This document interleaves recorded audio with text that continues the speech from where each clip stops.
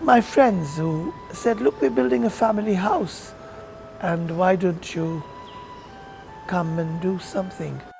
So I said, you're talking about 500 craftspeople. It means, it's you will not have a house tomorrow.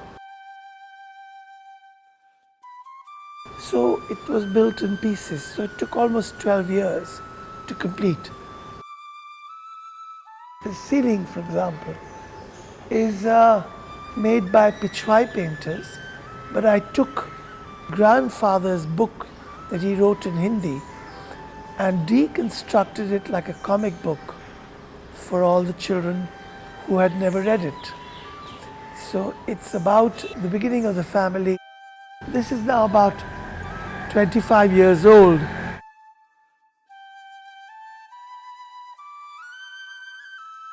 So I wanted to build a house which could be a place for children to play hide and seek. You can go up into all these rooms, and they were meant to be for areas for children to do their homework.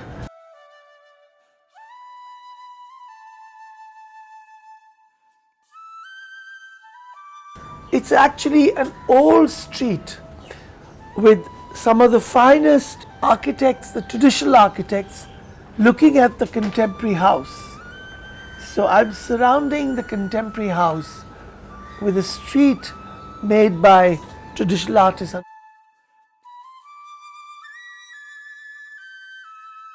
It is a huge house. It has 4 full apartments.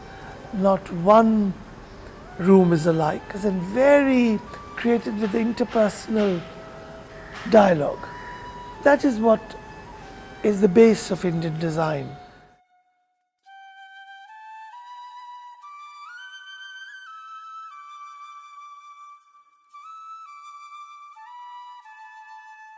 All the wood that you see here, I call that Indhan se Chandan.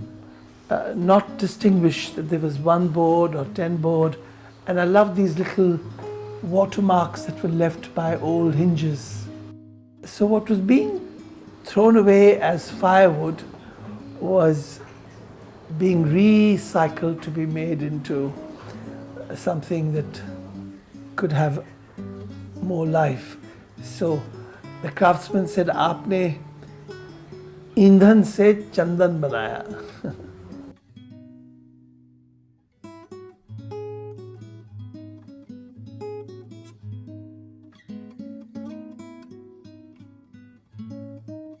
The carpet had this motif. I've sandwiched it between with marble that you can, the light can come through. But only in India you can do this. I carved all these chairs with a pattern that I took from the carpet motif and then got the same cloth printed.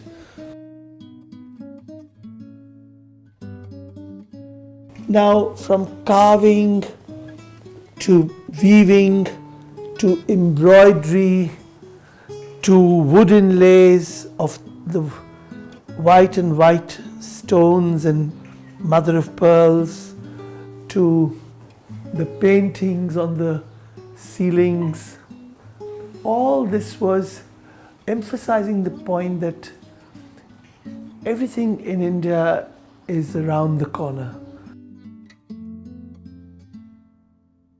This is based on monsoon, and the sky is all carved with stone and mirrors. The monsoon clouds done by tanka makers made all the paintings, and I think there's peacock feathers on the walls because peacocks dance when the clouds come. So this is my little monsoon room, which actually is quite nice to watch the monsoon from.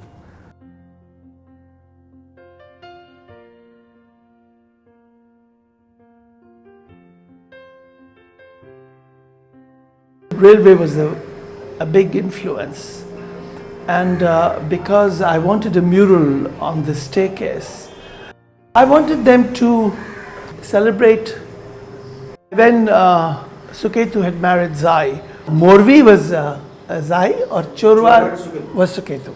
So the train is going from Morvi to Chorwar. I could put a rail track as a railing, but how do you make a train come down a staircase?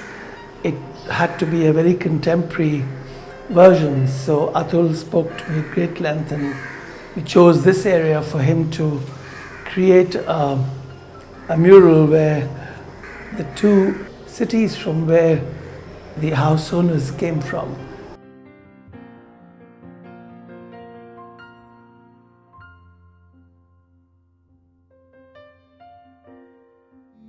Every art that has been done for this, whether it be from well-known fine artists or craftspeople more anonymous, but equally the genius they represent, was made in situ, and it came out of a theme, out of a context, which makes the householders' experience of everything they use every day have a kind of an emotional resonance.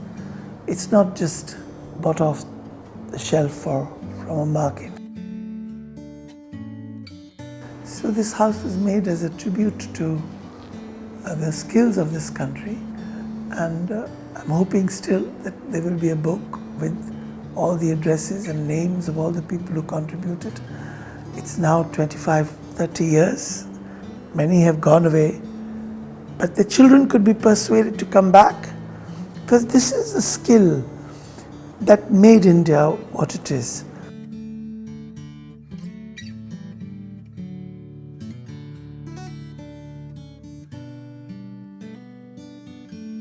I wanted a book because I wanted that to become accessible. And everything I've done so far is not accessible to the large number of the people who have given me everything. And I'm waiting for someone to ask me to do a hospital or to do a railway station or to do something even more accessible.